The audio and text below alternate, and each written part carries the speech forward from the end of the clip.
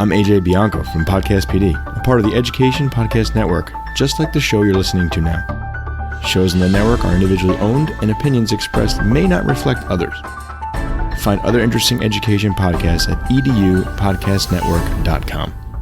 Hey, welcome back. Steve here, and today I'm talking with John Willis. He's a consultant and master coach with Sibme, a professional learning platform. Oh, there's so much cool stuff to learn today. You're going to enjoy this one. Thanks so much for listening. And by the way, it would be so very cool if you would go to my website, stephenmiletto.com/reviews, and left a review for the podcast. Could you do that for me?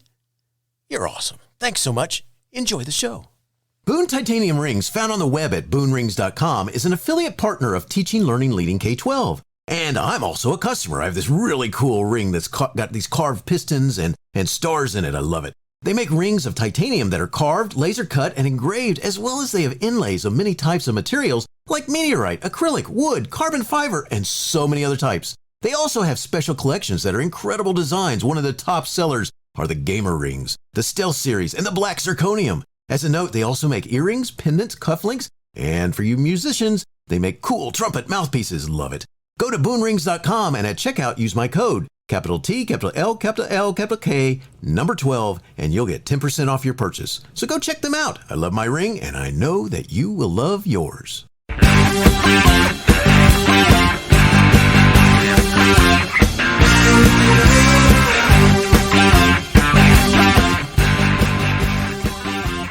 You are listening to Teaching, Learning, Leading K-12, a podcast for educators, helping you help kids achieve their dreams. And now here's Steve with this week's show. John Willis is a veteran educator turned virtual coach.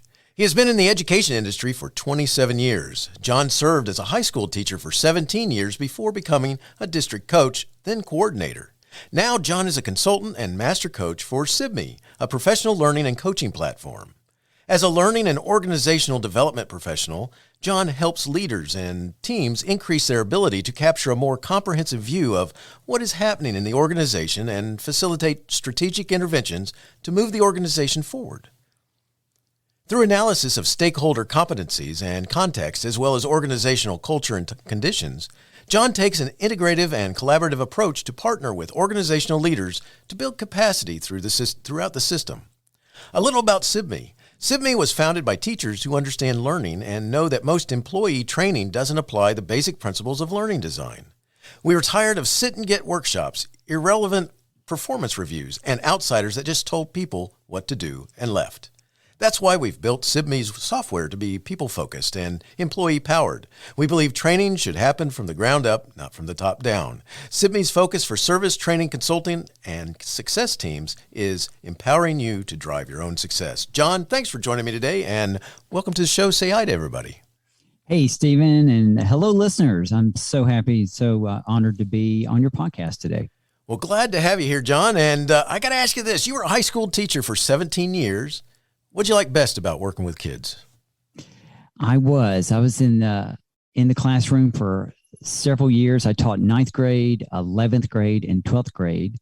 And I think my favorite part was really the productive struggle, students working to overcome misconceptions. Because, in physics, which is what I primarily taught, there's a lot of misconceptions. There's a lot of confusion about physics laws and how they show up in nature. So overcoming misconceptions, identifying those patterns in nature, that was really exciting to me.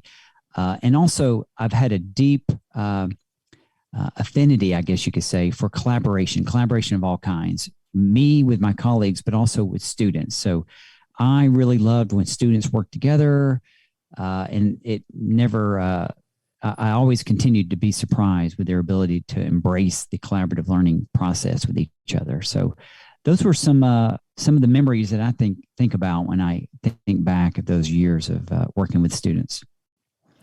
That is excellent. Appreciate you sharing that. So you got to tell me, do you have one of those great memories, or just something that you won't forget, or that just makes you laugh, or when you're having a tough time, you like to remember this thing? With back in the classroom? Yes. Yeah, I think probably one of the best memories is when the students were working on projects. I did a little work with project-based learning and remembering students coming together and working on those projects and then sharing those with community stakeholders. That was a big deal. But then as I said it, I had another memory that's even better. So there was a point in time where I did a flipped classroom, and I was out of town for a conference, and the students had a sub, but I was very concerned about the students still getting what they needed from me, because we were in the middle of a lot of exciting learning when I left. So I just got online. This is something they were used to. We got online to a shared workspace, and I was able to continue working with the students while I was in between conferences, answer any questions and make sure that they were staying on track. So that was kind of fun. I think back at that, and they got a kick out of it. I got a kick out of it too. So even when I was out of town, they couldn't get rid of me.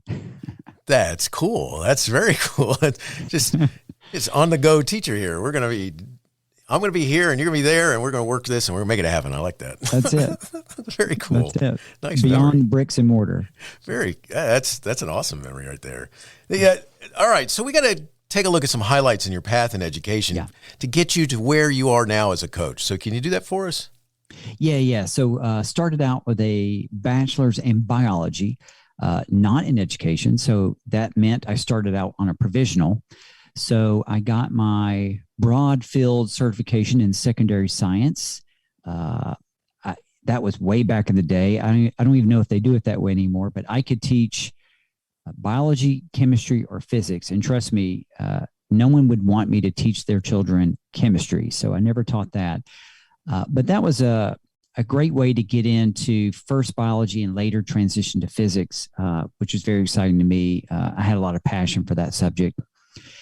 And I had fun with that, and noticed I started getting into technology. So I was really lucky that in those early days, I had a class set. It was a cart full of computers that you could check out. And there was also a rolling smart board that you could check out. And no one back then wanted to deal with it. So I kind of had all of these for myself for the most part. So I was checking out laptops, and we were doing fun things with integrating technology, and also my ability to engage them with lessons using a smart board. So I just enjoyed the technology. But I'm sad to say, it's a little embarrassing. With physics, I realized that I was engaging students at a low cognitive level during class, and then sending them home to engage in a higher cognitive level with their parents. Doesn't really make sense. The parents are happy to work with their children up to a point, but they throw their hands up when it comes to high school physics usually.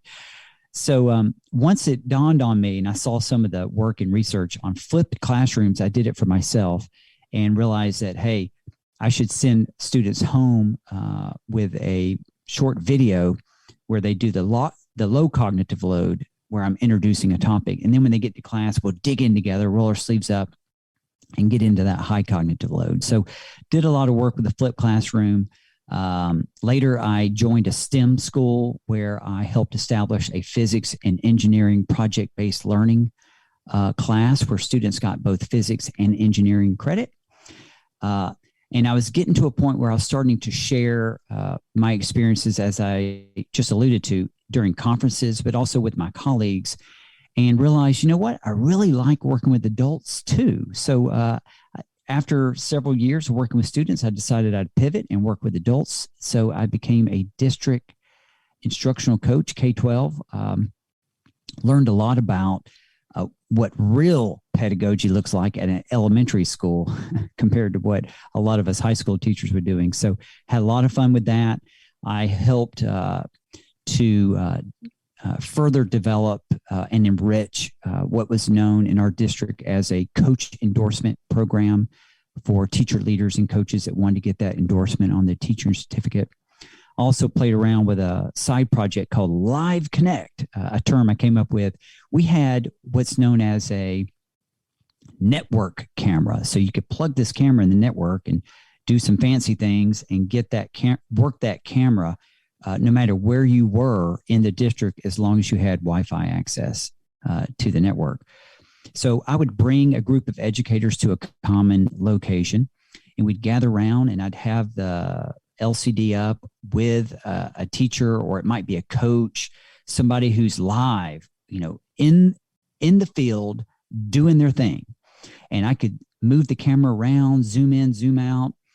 The teacher would wear a microphone around their neck.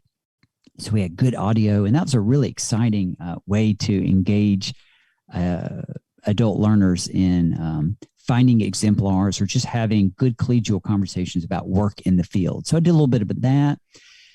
But then I came across Sibme. That was a game changer. And every coach endorsement candidate in our program had a Sibme account. And that is what they used to upload video artifacts to a larger portfolio to help demonstrate their proficiency along the Professional Standards Commission standards for coach endorsements. So really exciting. That was probably a bit long-winded, but that's my evolution from the beginning all the way to where I am now as a consultant working with Sibme and a few school districts. Very cool. So, and not long-winded at all. You did an excellent job of making it concise. So good stuff. I mean, and what's cool is how you, and I still think it's cool that, you started touching on that coaching thing simply by being away, the virtual thing, simply by being away and still working with your students. So, I mean, I think that's just, there's a little bit of irony there that eventually, exactly. Seeing into the future. I mean, someone who's writing a novel would say, yes, I was giving you a little bit of insight into what was going to happen in the character's life. So cool stuff. Exactly. So let's talk a little bit about what Sibme is and what you do for them. Yeah, Sibme is really an amazing virtual and blended learning platform, and they support teachers, they support coaches, they support school leaders, they even support collaborative teams. And a big belief at Sibme is professional learning should be personalized and it should be job embedded. So that's a big part of it. And the platform itself promotes reflection, and reflection it's a big deal. It's a big deal in terms of teacher awareness, but also in terms of adult development. I may talk later about that as well if it comes up. But my role is in supporting teachers. I support coaches. I support local school leaders, that's assistant principals and principals. And I even have a couple of district leaders I'll work with as well. And my role is really, in a nutshell, you mentioned it in your intros, to build their capacity to take a more comprehensive view of what they do in their particular seat, improve their skills, improve their perspective, and how they implement what they do. So that is Sibme, and that's my role. And I could answer more questions about what does that look like. What's the day in the life of that role in Sibme? But I'll let you decide if you want to go that deep. Thanks. We'll actually get there because right with this question, one of the things that I wanted to do was talk about what sort of equipment somebody needs to work with you in through Sibme. Is it there's a time back in my career where everything was lots of very expensive big stuff, and right. I don't think we're there anymore. What do you think? No, we're not. And I remember that camera I used for that little side project with the district office that I referred to earlier was this huge behemoth that was heavy, and I had to put it in a big case, and it had wheels and had to drag it around. It was a big deal. But look, Sibme is it's a technical innovation, but at the same time, it's low tech for the end user. I think that's a big takeaway about Sibme. So any web mobile platform can be used. That's any computer, any tablet, any mobile device is going to work. They also accept any video extension. So I went online and looked the other day. I think I counted 38 extensions. I don't know if that covers everything, but I can't imagine anyone would trip them up with some video extension they don't have. So they accept it all, and you can upload videos from a card, from a, what do you call it? micro card, or it could be that you upload it from a camera. The easiest thing is just to upload it directly from your phone. So it's really easy. Yeah. Oh, that's very easy. Yes, that is definitely not that giant camera nor other types of computer equipment that I was envisioning. So Right. cool stuff. So now let's shift gears and let's talk about you as the life of a coach for Sibme. So how's that kind of work? Like if I was wanting to work with you. Yeah. So let me give you an idea. Let's say, so I work with lots of different stakeholders, but let's say I work with a coach. So I'm working with a local school coach. I would go into my Sibme account, and I would create a huddle. This is going to be a shared workspace that me and this coach are going to use to be able to interact. And because it's such an elegant, easy design, this is going to take me about 30 seconds to set this huddle up, this shared workspace. So then the coach is going to go about their day, and we're going to check in and touch base. And I'm going to say, hey, why don't you upload a video of you doing your thing, of you coaching, a coaching conversation with the teacher. Let's try to do that here, let's say in the next couple of days. So they go, they record that. And then as I just described, it's very easy. They upload it to Sibme. Here's the thing though, it doesn't go to the huddle. It goes to a private workspace. It always automatically goes to a private workspace. So the person I'm coaching, they might go in there, take a look at the video, just get over it, because everybody kind of freaks out at first. So they can get comfortable with the fact that they're, yes, in a video.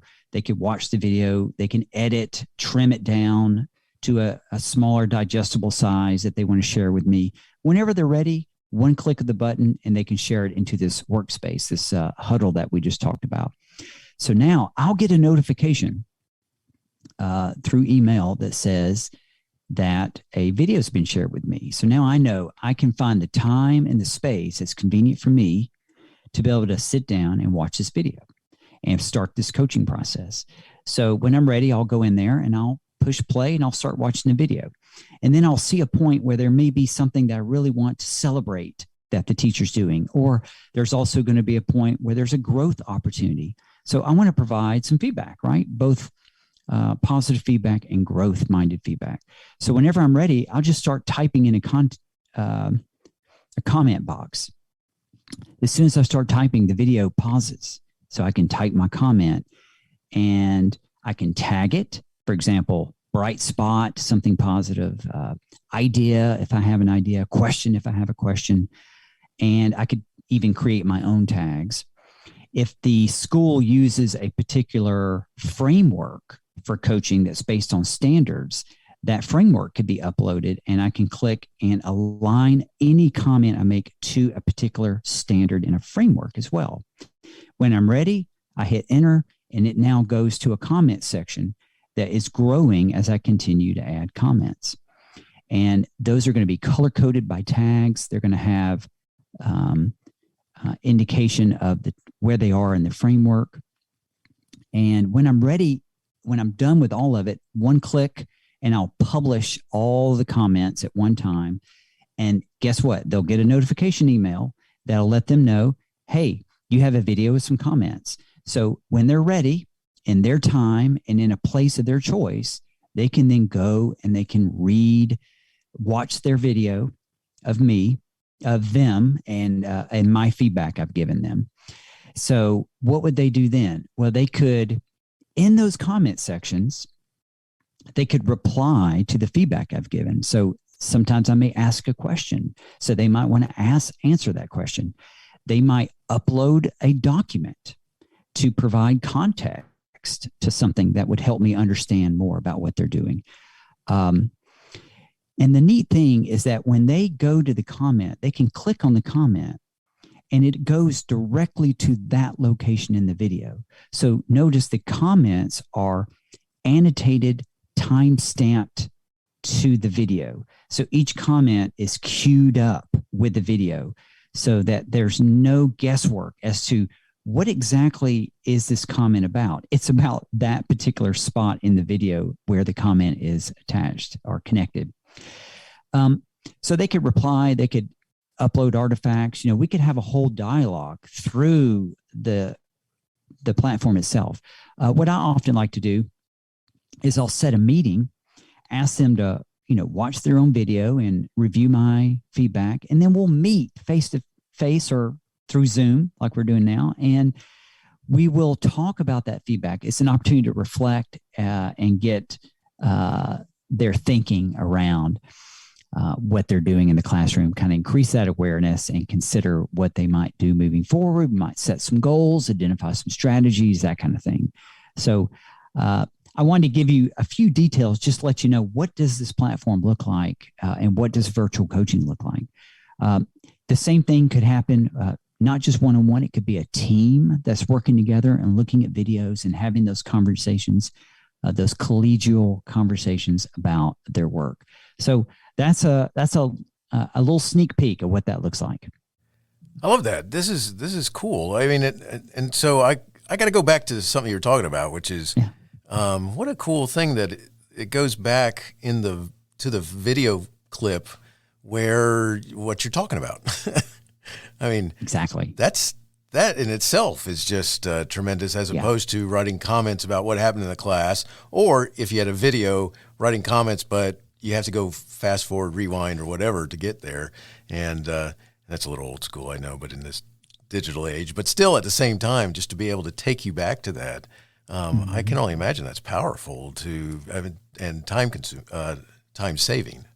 Time saving. It's very meta. So having a coach or a teacher watching a video of themselves as they're reading feedback of their actions and the students' actions in their own video is, that's going to really go into a deep place quickly. And it's just going to increase the transfer rate as coaching does.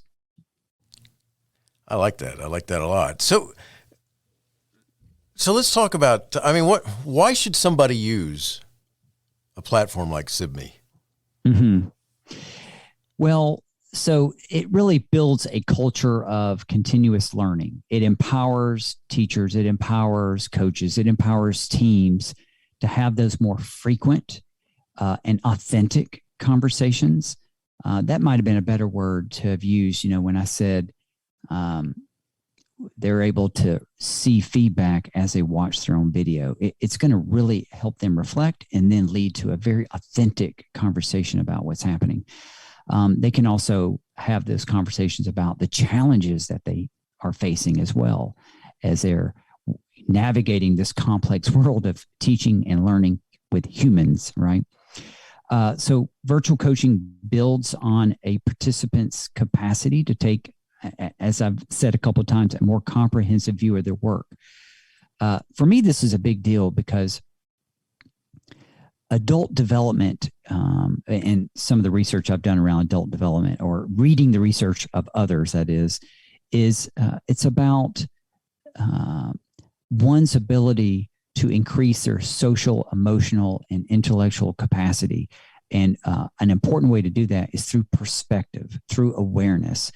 And there's nothing that does that more than, virtual coaching with videos, is to really bring a huge level of awareness. I think coaching should do two things. It should increase awareness and increase clarity. I think, if anybody can walk away from a coaching conversation having a more comprehensive view of their own reality and have clarity about next steps, that's a huge win. And that's what Sibme and this platform does. And so I would end with this. A big deal is about reflection, right? And so there's reflect on action, there's reflect for action, and there's reflection in action. So of course, the video virtual coaching is going to be a great tool for reflecting on action. So we're going to upload a video, we're going to watch it, I'm going to provide feedback, we're going to have some discussion about it. We're reflecting on action. Now, a good coach is also going to have a goal-driven conversation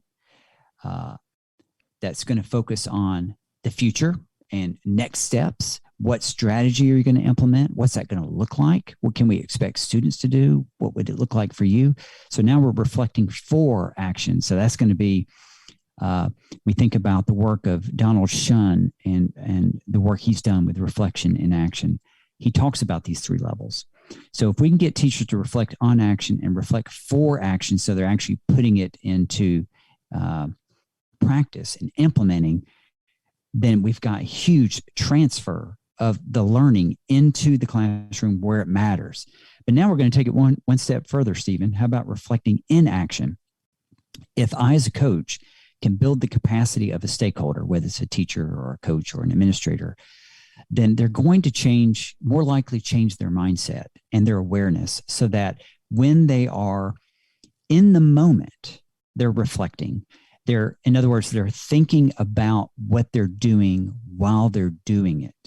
That's a much higher level of reflection. It's reflecting in the moment.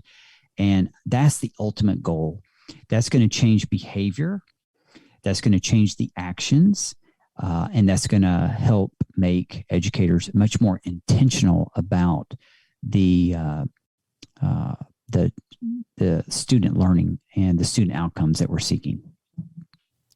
That's excellent. And so this brings me to, because now that we understand all of that, I mean, because, it also, especially if the coach is not, one of the problems in the past of trying to figure out how to work with teachers is that if you're an administrator or you have any connection to administrator, that there's just a little bit, and I'm understating probably, kind of angst about whether this is really for me or for them to document as opposed to help. And so I was just wondering if you could talk a little bit about some actual examples of how this is, the self-reflection actually helps your coachees. Yeah, for sure. Well, I do a lot of work with,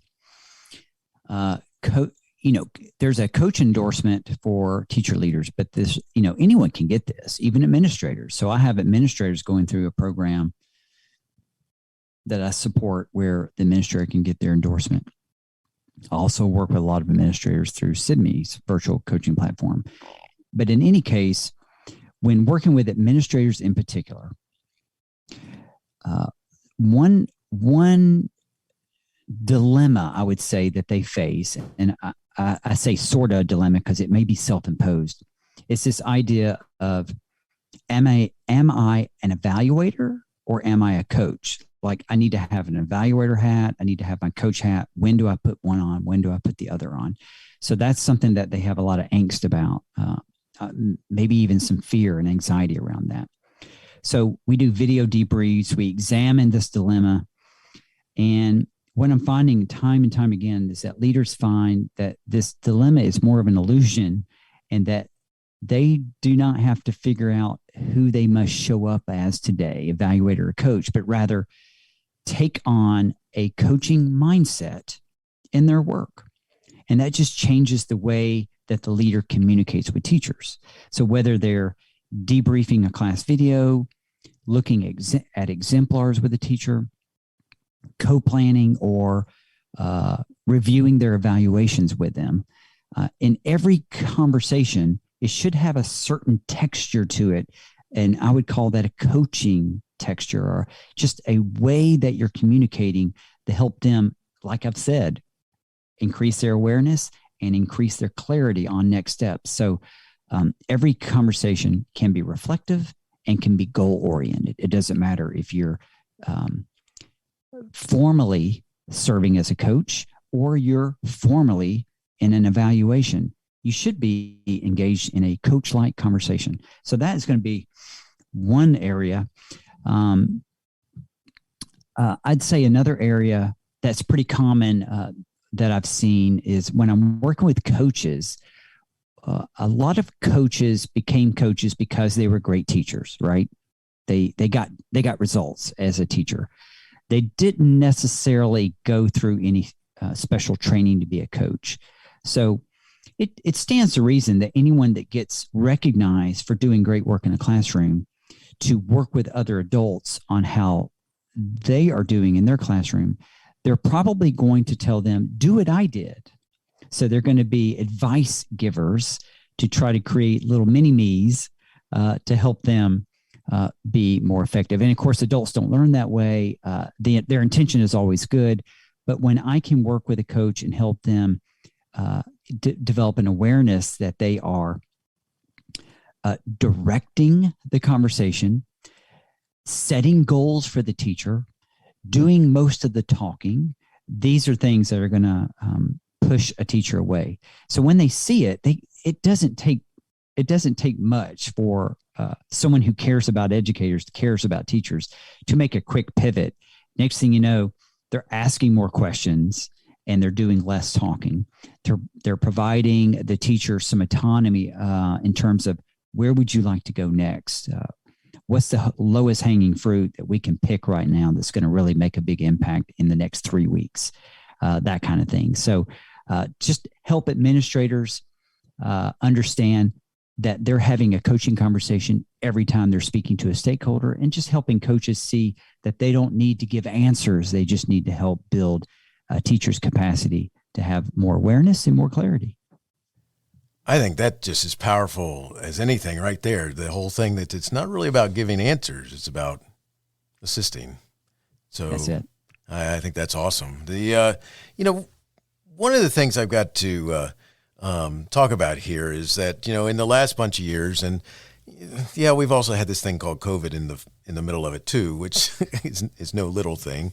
But at the same time, we've had a pretty good sized teacher attrition rate that was happening before COVID. And of course it kind of picked up a little steam with COVID, but, how does what you do play a part in the solution of the teacher attrition? What do you think? Yeah. First is identifying, why are teachers leaving? And there's been several studies of exit surveys of teachers when they leave the field. And the Learning Policy Institute back in 2016 did a study. There's probably been several more since then, but they've shown that the lack of administrative support was a big reason why they left. And I know that's hurtful for an administrator to hear, but what does that look like? So an administrator might say, well, I've been here every day trying to support my teachers. What does that look like? It's the professional learning opportunities. It's about instructional leadership opportunities. It's about time to collaborate and plan with their colleagues. It's about the opportunity to have these collegial, rich conversations that help everyone be better. Having some input in decision-making in terms of what can we do next to help improve student achievement.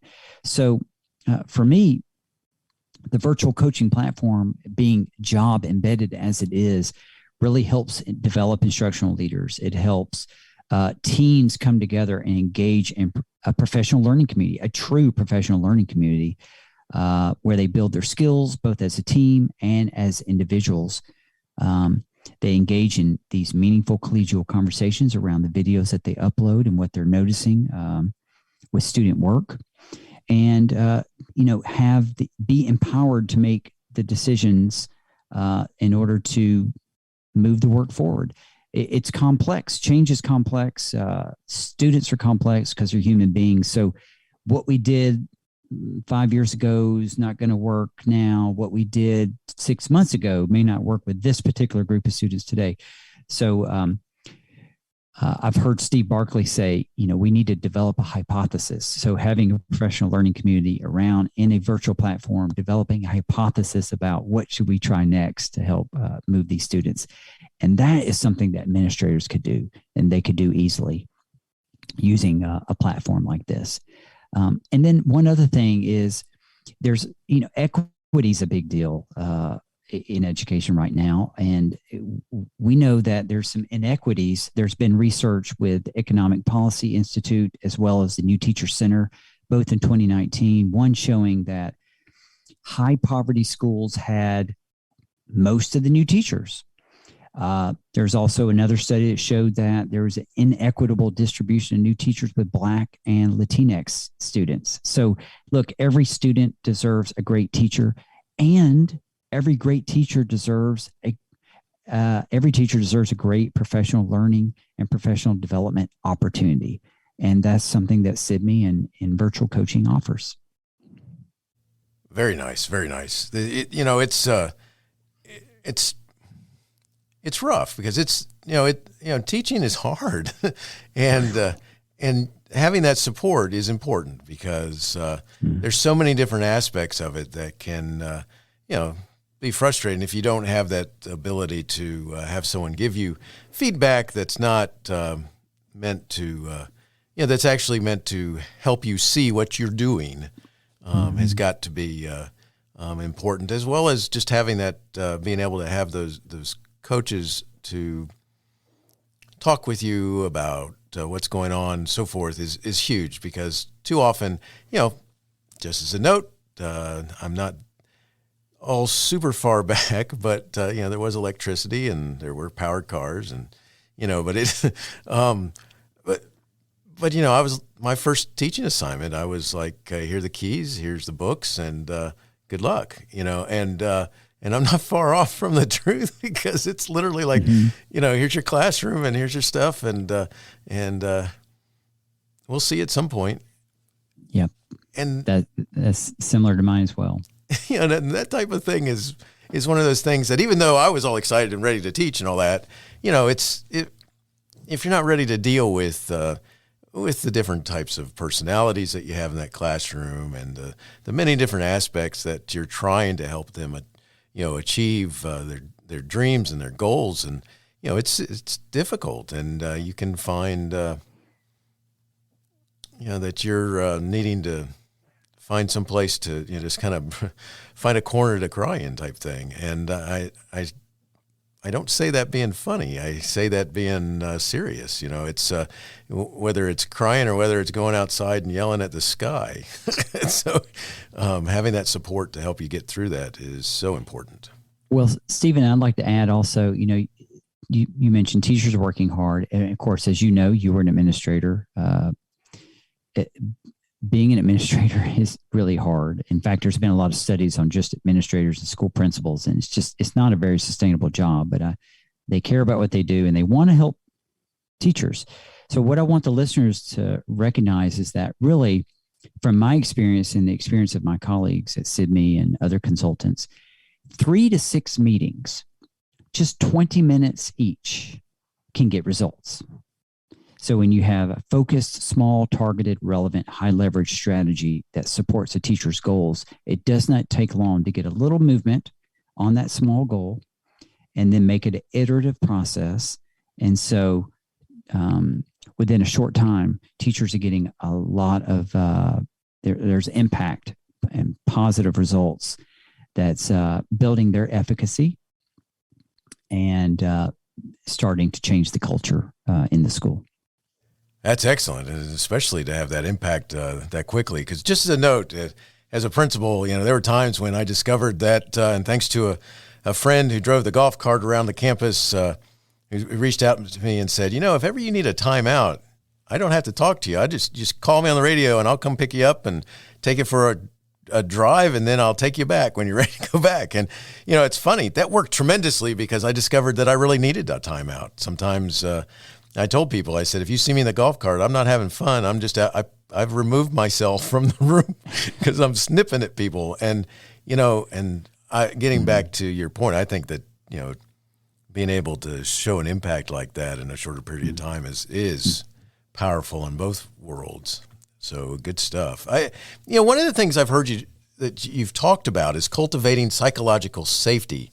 What is it, and why is this important to you? Why would you talk about it? Yeah, so I think a lot of the listeners may remember or have heard a little bit about a Google study. It was called Project Aristotle back in 2016, where Google spent a couple years and lots of money and resources looking at about 180 teams, trying to figure out what makes teams successful, because it was just seemed to be haphazard. They came up with 5 reasons. The top 2 were 1, psychological safety, and 2, voice equity. And voice equity, as important as it is, was a distant second. So psychological safety is very, very important. And it was the phrase psychological safety was coined by Amy Edmondson, Harvard professor. And so I would say it's just it's this idea of being able to show and engage oneself without fear of any negative consequences of their the way people see them or their status or their career. If you have any fear about your job and how people see you on your job, it's going to be hard to show up and be your best, because you have a limited bandwidth and you're spending a considerable amount of your mental resources trying to protect yourself.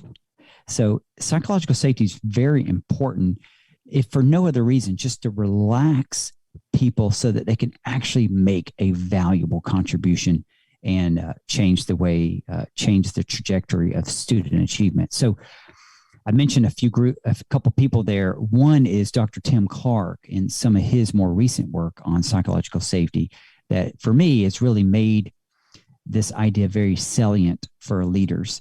But I mentioned a little bit about why it's important, but it's also important because of other research.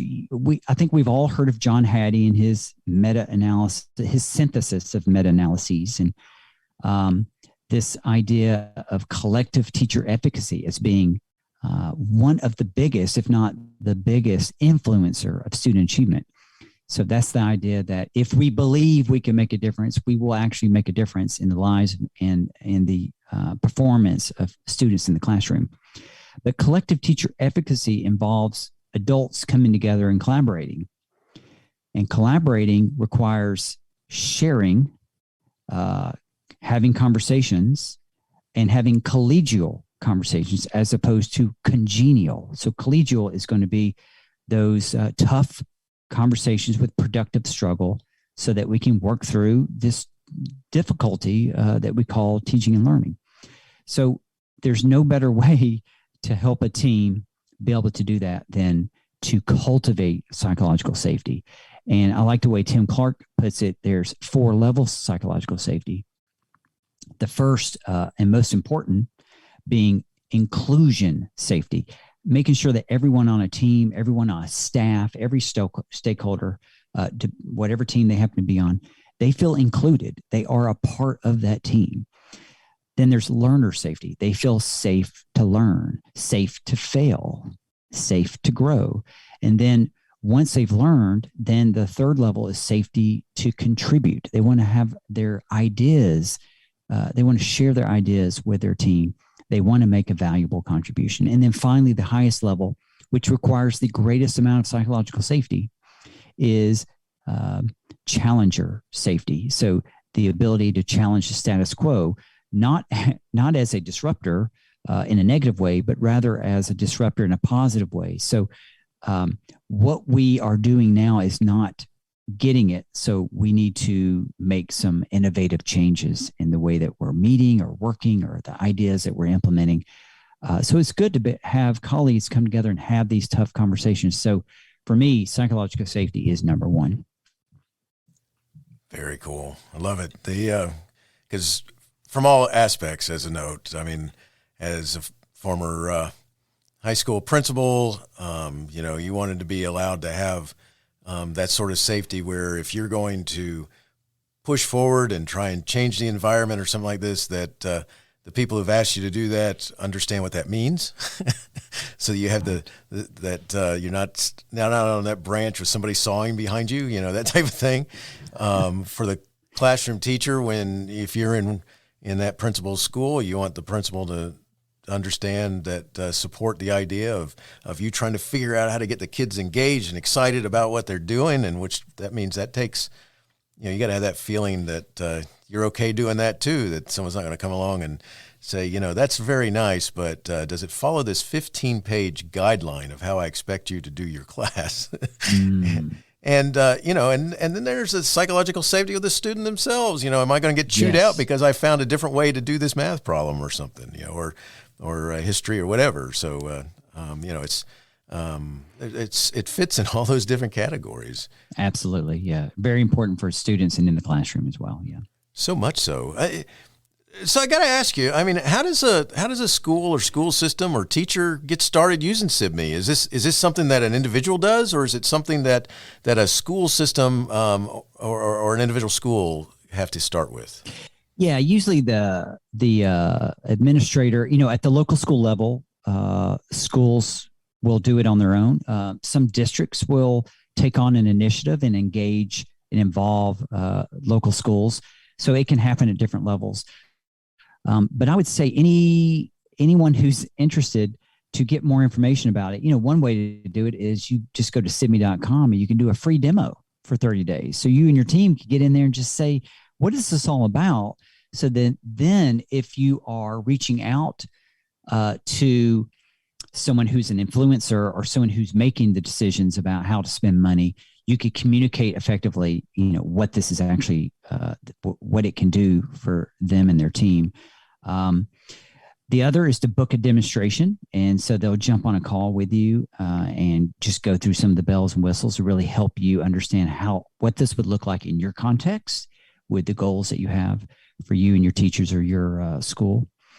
You could also go there. If you go on to Sibme.com, you can also see that there is, individual coaching, there's team coaching, there's leadership coaching. And if you click on any of those, you can leave your information. So leave your contact information. Somebody's going to get in touch with you and find a time to walk through all that information with you. So the different levels of the organization can definitely tap in and find out more about it. And then, the ones that make the decisions about how to spend their money can do that. And it's money well spent. I'll tell you that. That is excellent. Thank you. And John, before we close, could you just let everyone know where they could connect and learn more? Yeah. About Sibme or? About Sibme and about you.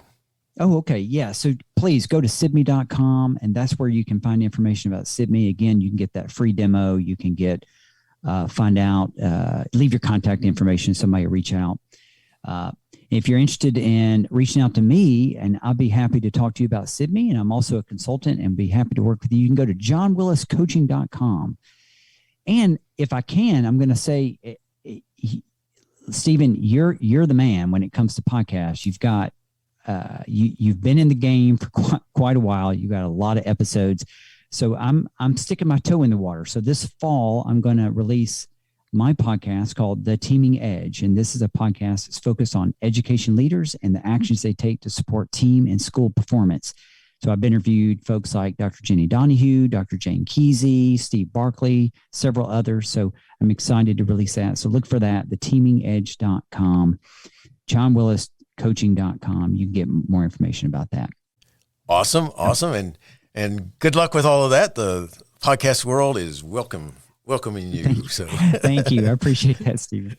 Good stuff. So, John, this has been great talking with you about Sibme and about your own consulting and what's going on. And before you go, I got two last questions I'd like to ask my guests. And the first one goes like this. How do you keep going when so much is going on that you may want to quit? Well, I'm a marathon runner, so I run several marathons. I've run the Boston Marathon, the New York City Marathon. I've got Chicago coming up in the fall. So the reason I mention that is, boy, there's nothing like running 50 to 70 miles a week in training to really learn about yourself. And so one thing that is motivating to me is to have a goal. So I may have a time goal, and I'm working for 18, 20 weeks to reach that time goal. But think about 18 or 20 weeks, 50 to 70 miles a week, all for that one moment where everything has to come together. The chances of actually hitting that goal may or may not be that great. So I have learned that I have to enjoy the process. So for me, running a marathon is about the process of self-reflection, finding out what I'm made of, the grit and perseverance. You just learn a lot about yourself when you're out on the road. Well, education for me is the same way. We have goals that are very motivating. So we want to see students' achievement increase. We want to see the achievement gap close. So these are some powerful goals that are very exciting and very motivating to keep us moving. So we've got something that we're working towards. And we don't always see results on those things for a while, right? So it may take time to get there. So if we don't embrace the process, then we might quit. So for me, both in running and in education, in the work that I do, it's about the process. it's about the conversations. And that's what I hope that other people fall in love with as well, as the process. Process over product, I say. Product will take care of itself. Excellent. And last question. Do you have a teacher in your past who made a difference in your life? If so, who was it? And what would you say if given the chance to say thank you? So for me, I was in the band for 4 years in high school. I played snare and quads. Loved marching band. That was an exciting time. And Gene Inglis was our band director. Thank you, Mr. Inglis. I appreciate. I don't even know how much he liked me or how much I liked him. He worked us so hard. He would just make me so mad. But I appreciated the idea of teamwork, accountability, excellence, community, pride. And these are elements that I take with me in my coaching work today. That's too cool. I like that. I like that a lot. As a former band person here, I'm a trumpet player, and marching band was my all-time favorite. There's nothing like the sound or any of that. It's just so cool. Good stuff. John, it was awesome talking with you. Sibme is an incredible tool. Love the focus on helping teachers, and wishing you the very best in all you do. Stephen, thank you very much. It was a pleasure being here. Teaching Learning Leading K-12 is excited to be a member of Voice Ed Radio. Voice Ed Radio, your voice is right here. Teaching Learning Leading K-12 is a proud member of the Education Podcast Network. Podcasts for educators, podcasts by educators.